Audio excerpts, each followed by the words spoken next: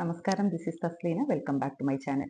Criticise ചെയ്യപ്പെടുക എന്നുള്ളത് കുറച്ച് ഫീൽ ചെയ്യുന്ന കാര്യമാണല്ലേ. നമ്മൾ വളരെയധികം വിഷമം വരും, ചിലപ്പോൾ ദേഷ്യമൊക്കെ വരാറുണ്ട് നമുക്ക്.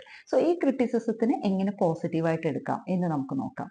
അതായത് മെയിനായിട്ട് രണ്ട് ടൈപ്പ് ഓഫ് ക്രിറ്റിസിസം നമുക്ക് കാണാൻ കഴിയും: കൺസ്ട്രക്റ്റീവും ഡിസ്ട്രക്റ്റീവും.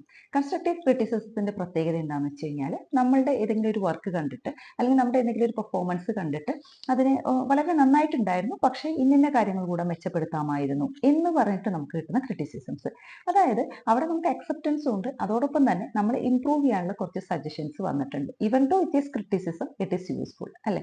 അതേപോലെ തന്നെ ഡിസ്ട്രക്റ്റീവ് ക്രിറ്റിസിസംസ് ഉണ്ട്. അതായത് ചിലർ പറയാറില്ലേ, നീ ഒന്നും ഒരിക്കലും അത് ചെയ്താൽ ശരിയാവാൻ പോകുന്നില്ല. അതൊരു തരം ഡിസ്ട്രക്റ്റീവ് ക്രിറ്റിസിസം ആണ്. അതൊരു നെഗറ്റീവ് ആയിട്ടുള്ള ക്രിറ്റിസിസം കൂടിയാണ്. സോ അങ്ങനെയുള്ള ക്രിറ്റിസിസത്തിന് നമ്മൾ മൈൻഡ് ചെയ്യണ്ട. ഓക്കെ. ആൻഡ് പോസിറ്റീവ് ക്രിറ്റിസിസം ആണെങ്കിൽ മാത്രം നമ്മൾ എന്ത് ചെയ്യുക, എവിടെയാണ് നമ്മൾ ഇംപ്രൂവ് ചെയ്യേണ്ടതെന്നൊക്കെ നോക്കിയിട്ട് നമ്മൾ മുന്നോട്ട് പോവാം. ഇനി നമുക്ക് നോക്കാം എങ്ങനെയാണ് നമ്മുടെ വർക്ക് ലൈഫിൽ വരുന്ന ക്രിറ്റിസിസത്തിനെ നമുക്ക് മാനേജ് ചെയ്യാന്നുള്ളത് നോക്കാം. ഫസ്റ്റ് വൺ എന്ന് പറയുന്നത്, ഒരാളിപ്പോൾ നമ്മളെ ക്രിട്ടിസൈസ് ചെയ്തു അല്ലേ, നമുക്ക് അപ്പം തന്നെ എന്ത് വരും? ദേഷ്യം വരും, ചിലപ്പോൾ സങ്കടം വരും. കാരണം നമ്മൾ മാസങ്ങളോളം ചെയ്തിട്ടുള്ള ഒരു വർക്കിന്റെ എൻഡ് റിസൾട്ടിന് ചിലപ്പോൾ നമുക്ക് പബ്ലിക്കായിട്ടായിരിക്കും ക്രിറ്റിസിസം വരുന്നത്. സോ അതൊക്കെ ഫേസ് ചെയ്യുക എന്നുള്ളത് കുറച്ച് ബുദ്ധിമുട്ടുള്ള കാര്യമാണ് അല്ലേ.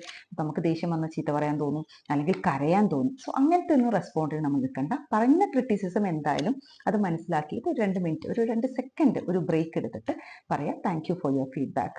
എന്നിട്ട് ചോദിക്കുക, ഞാൻ എങ്ങനെയാണ്, ഏത് ഭാഗത്താണ് ഞാൻ ഇംപ്രൂവ് ചെയ്യേണ്ടത്, എന്താണ് നിങ്ങളുടെ സജഷൻ എന്ന് അവരോട് തന്നെ ചോദിക്കുക. ക്രിട്ടിസൈസ് ചെയ്ത ആളോട് തന്നെ ചോദിക്കുക. തീർച്ചയായിട്ടും അവർ ഒരു ജെന്യുവൻ ആയിട്ടുള്ള ക്രിട്ടിസൈസർ ആണെന്നുണ്ടെങ്കിൽ വളരെ ജെന്യുവൻ ആയിട്ടുള്ള കുറച്ച് പോയിന്റ്സ്, നിങ്ങൾ ഇംപ്രൂവ് ചെയ്യേണ്ട കുറച്ച് പോയിന്റ്സ് തരും. ആ പോയിന്റ്സ് നോട്ട് ഡൗൺ ചെയ്തുകൊണ്ട് നമുക്ക് എന്ത് ചെയ്യാൻ പറ്റും? നമുക്ക് നമ്മുടെ ആ ഒരു വീക്ക്നെസ് അല്ലെങ്കിൽ നെഗറ്റീവ്സ് എന്താണെങ്കിലും അത് റിമൂവ് ചെയ്തിട്ട് ഗ്രോ ചെയ്യാൻ നമ്മളെ സഹായിക്കും. അപ്പോൾ ക്രിറ്റിസിസം എന്ന് പറയുന്നത് എല്ലാതും എന്തല്ല, നെഗറ്റീവ് അല്ല. It supports for the growth also. Okay.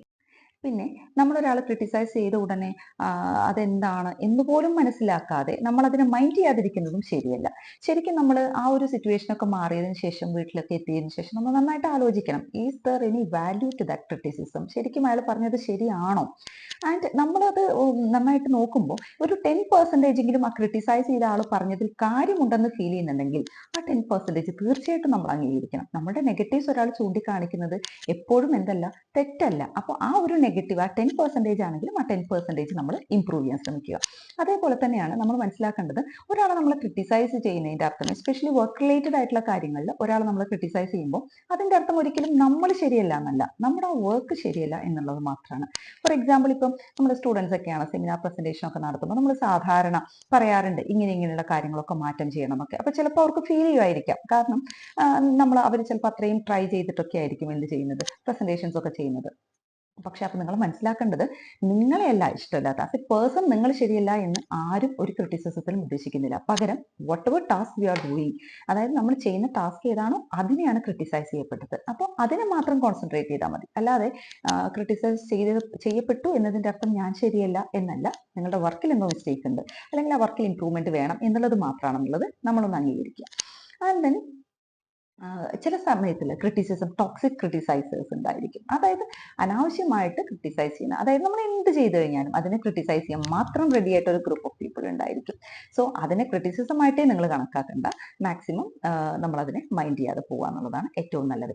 ഇനിയിപ്പോൾ നമ്മൾ ഫാമിലിയിലേക്ക് വരികയാണെന്നുണ്ടെങ്കിൽ, ഫാമിലിയിലും തീർച്ചയായിട്ടും നമ്മൾ ക്രിട്ടിസൈസ് ചെയ്യപ്പെടാറുണ്ട് അല്ലേ. നമ്മുടെ പാരൻസോ സിബ്ലിങ്സോ ഒക്കെ പറയാറുണ്ട്, നീ അവനെ പോലെ ആയില്ല, അല്ലെങ്കിൽ നീ ചെയ്തത് ശരിയായില്ല എന്നൊക്കെ പറയാറുണ്ട്. അല്ലെങ്കിൽ നിന്നെക്കുറിച്ച് ഞങ്ങൾ കൂടുതൽ എക്സ്പെക്ട് ചെയ്തിട്ടുണ്ടായിരുന്നു എന്നൊക്കെ പറഞ്ഞ് നമ്മൾ ക്രിട്ടിസൈസ് ചെയ്യുമ്പോൾ തീർച്ചയായിട്ടും നമുക്ക് ഫീൽ ചെയ്യും, യാതൊരു സംശയമില്ല, വിഷമവും ദേഷ്യവും ഒക്കെ വരും. അപ്പോൾ ആ സമയത്ത് പറയുന്നത് ആരായാലും വളരെ ജെന്റിലായിട്ട് ഒരു റിപ്ലൈ കൊടുക്കുക.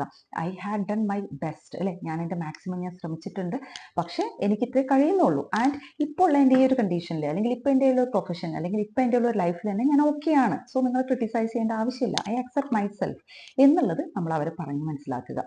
മേ ബി അവർ നമ്മളോടുള്ള കൂടുതൽ താല്പര്യം കൊണ്ടോ എക്സ്പെക്ടേഷൻസോ കൊണ്ടൊക്കെ ആയിരിക്കാം ഇത്തരം ക്രിറ്റിസിസം വരുന്നത്. അപ്പോൾ അവരെ വിഷമിപ്പിക്കാത്ത രീതിയിൽ നമ്മൾ അതിനെ മാനേജ് ചെയ്യാൻ ശ്രമിക്കുക. പിന്നെ നമ്മൾ റിലേഷൻഷിപ്പിൽ കാണുന്ന ക്രിറ്റിസിസംസ് ആണ്. റിലേഷൻഷിപ്പിൽ എങ്ങനെയാണ് ക്രിറ്റിസിസം കാണാറുള്ളതെന്ന് വെച്ചാൽ, യൂഷ്വലി പറയാറുണ്ട് പരസ്പരം, അതായത് നീ എന്നെ ഇപ്പൊ ശ്രദ്ധിക്കുന്നില്ല, നീ എന്നെ കേൾക്കാൻ തയ്യാറാവുന്നില്ല അല്ലെ, പണ്ടത്തെ പോലെയല്ല എന്നൊക്കെ പറയുന്ന ക്രിറ്റിസിസംസ് നമുക്ക് റിലേഷൻഷിപ്സിൽ കാണാറുണ്ട്. സോ അങ്ങനെ ക്രിട്ടിസൈസ് ചെയ്യപ്പെടുമ്പോൾ നമ്മൾ മനസ്സിലാക്കേണ്ടത്, നമ്മളെ മിസ് ചെയ്യുന്നത് കൊണ്ടോ അല്ലെങ്കിൽ നമ്മളോടുള്ള ഇഷ്ടം കൊണ്ടാണ് ഇത്തരം ക്രിറ്റിസിസംസ് വരുന്നത്. അപ്പോൾ നമ്മൾ ഒറ്റ കാര്യം പറഞ്ഞാൽ മതി, ഓക്കെ ശരി, നമുക്കൊന്ന് ഇരുന്ന് സംസാരിക്കാം. ഒരു 5 മിനിറ്റ്സ് ടോക്കിൽ തീരാവുന്നതേ ഉള്ളൂ. അപ്പോൾ എത്ര നല്ല ക്രിറ്റിസിസം ആണെങ്കിലും അതിനെ ഒറ്റയടിക്ക് നമ്മൾ അക്സെപ്റ്റ് ചെയ്യാൻ റെഡിയാവുക എന്നുള്ളതാണ്. അപ്പോൾ നമ്മളൊരു 5 മിനിറ്റ് സംസാരിച്ച് തീർന്നു കഴിഞ്ഞാൽ ഇത്തരം ക്രിറ്റിസിസംസിനെ നമുക്ക് പോസിറ്റീവായിട്ട് യൂസ് ചെയ്യാം. എന്തെങ്കിലും ഒരു കമ്മ്യൂണിക്കേഷൻ ഗ്യാപ്പ് ആ ഒരു റിലേഷനിലുണ്ടെങ്കിൽ തീർച്ചയായിട്ടും നമുക്കത് മെയിൻറ്റെയിൻ ചെയ്ത് കൊണ്ടുപോകാൻ കഴിയും ആ ഒരു 5 മിനിറ്റ്സ് ടോക്കിലൂടെ തന്നെ. ആൻഡ് പിന്നെ നമ്മൾ മനസ്സിലാക്കേണ്ടത് സോഷ്യൽ മീഡിയസിൽ വരുന്ന ക്രിറ്റിസിസംസ്. സോഷ്യൽ മീഡിയാസിൽ വരുന്ന ക്രിറ്റിസിസംസ് എന്ന് പറയുമ്പോൾ നമുക്കറിയാം കമന്റ്സിന്റെ രൂപത്തിലാണ് അല്ലേ. അപ്പോൾ നമ്മളൊരു വീഡിയോ ഇട്ട് കഴിഞ്ഞാൽ അല്ലെങ്കിൽ നമ്മുടെ ഫോട്ടോയ്ക്ക് താഴേക്ക് നമ്മൾ ജസ്റ്റ് ഒരു പോസ്റ്റ് ചെയ്താൽ ഒരുപാട് ക്രിറ്റിസിസം മീൻസ് പോസിറ്റീവ് ആയിട്ടുള്ളതും നെഗറ്റീവ് ആയിട്ടുള്ള എസ്പെഷ്യലി നെഗറ്റീവ് ആയിട്ടുള്ള കമന്റ്സ് ഒക്കെ വരാറുണ്ട്.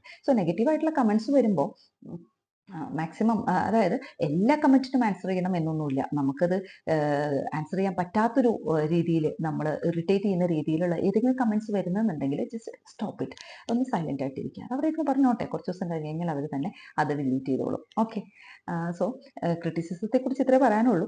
എല്ലാ ക്രിറ്റിസിസവും എന്തല്ല നമ്മളെ ഹേർട്ട് ചെയ്യുന്നതോ വളരെ നെഗറ്റീവോ അല്ല. പല ക്രിറ്റിസിസംസും നമുക്ക് പോസിറ്റീവായിട്ട് യൂസ് ചെയ്യാവുന്നതാണ്. പല ക്രിറ്റിസൈസേഴ്സും നമ്മളെ ഡെവലപ്പ് ചെയ്യാൻ വേണ്ടിയിട്ട് സഹായിക്കുന്നവരാണ്, ഗ്രോ ചെയ്യാൻ വേണ്ടി സഹായിക്കുന്നതാണ്. അപ്പോൾ ഏത് ക്രിറ്റിസിസം ആണെങ്കിലും അല്ലെങ്കിൽ ആര് തന്നെ നമ്മളെ ക്രിറ്റിസൈസ് ചെയ്താലും അതിൽ എന്തെങ്കിലും സത്യമുണ്ടോ എന്ന് നോക്കി മനസ്സിലാക്കി അതിന് യൂസ്ഫുൾ ആവുന്ന രീതിയിൽ നമ്മൾ യൂസ് ചെയ്ത് കഴിഞ്ഞാൽ തീരാവുന്ന പ്രശ്നമേ ഉള്ളൂ. അപ്പം ഞാൻ പറഞ്ഞു വന്നത് ഇത്രേ ഉള്ളൂ.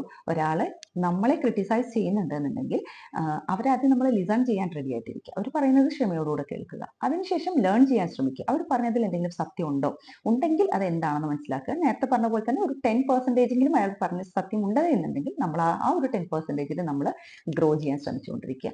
And some cases let it go. അതായത് നമ്മൾ എന്താണ് നെഗറ്റീവ് ആയിട്ടുള്ള ടോക്സിക് ആയിട്ടുള്ള ക്രിറ്റിസിസം ആണെങ്കിൽ അത് നമ്മൾ ഇഗ്നോർ ചെയ്യാൻ പഠിക്കുക. ഇനി പോസിറ്റീവ് ആയിട്ടുള്ള ക്രിറ്റിസിസം ആയാലും നെഗറ്റീവ് ആയിട്ടുള്ള ക്രിറ്റിസിസം ആയാലും അയ്യോ എന്നെ അയാൾ അങ്ങനെ പറഞ്ഞല്ലോ ഇങ്ങനെ പറഞ്ഞല്ലോ എന്നൊക്കെ ആലോചിച്ച് നമ്മൾ അതിനെ വലിയൊരു ബിൽഡപ്പ് കൊടുക്കാതെ അതിനെ അതിന്റെ വഴിക്ക് വിടാൻ വേണ്ടിയിട്ട് പഠിക്കുക എന്നുള്ളതാണ്. അപ്പോൾ ഇത്രേ ഉള്ളൂ. എല്ലാവരുടെയും കമന്റ്സ് അല്ലെങ്കിൽ വേർഡ്സ് അതൊക്കെ നമുക്ക് കൺട്രോൾ ചെയ്യുക എന്നുള്ളത് പോസിബിൾ അല്ല. പക്ഷെ അവർ പറയുന്ന ഈ കമന്റ്സ് അല്ലെങ്കിൽ അവർ പറയുന്ന ക്രിറ്റിസിസത്തിനെ നമ്മൾ പോസിറ്റീവായിട്ട് എടുക്കുന്നു, നെഗറ്റീവായിട്ട് എടുക്കുന്നു, എത്രത്തോളം ഡീപ്പായിട്ട് എടുക്കുന്നു, ഇതൊക്കെ തീരുമാനിക്കുന്നത് നമ്മളുടെ മാത്രം കൺട്രോളിലുള്ള കാര്യമാണ്. അപ്പോൾ പോസിറ്റീവായിട്ട് എടുക്കേണ്ടത് പോസിറ്റീവായിട്ട് തന്നെ എടുക്കുക, നെഗറ്റീവായിട്ട് എടുക്കേണ്ടത് ഇഗ്നോർ ചെയ്യുക. ആൻഡ് ഡീപ്പായിട്ട് ചിലത് ഡീപ്പായിട്ട് പോസിറ്റീവായിട്ട് നമ്മൾ എടുക്കണം എന്നുണ്ടെങ്കിൽ അങ്ങനെ തന്നെ എടുക്കുക. ഒരിക്കലും ഡീപ്ലി നെഗറ്റീവായിട്ടൊരു കമന്റ്സിനെയും അല്ലെങ്കിൽ ക്രിറ്റിസിസത്തിനെയും കാണാൻ പാടില്ല. ഇത്രേ ഉള്ളൂ. Thank you for watching. Bye bye.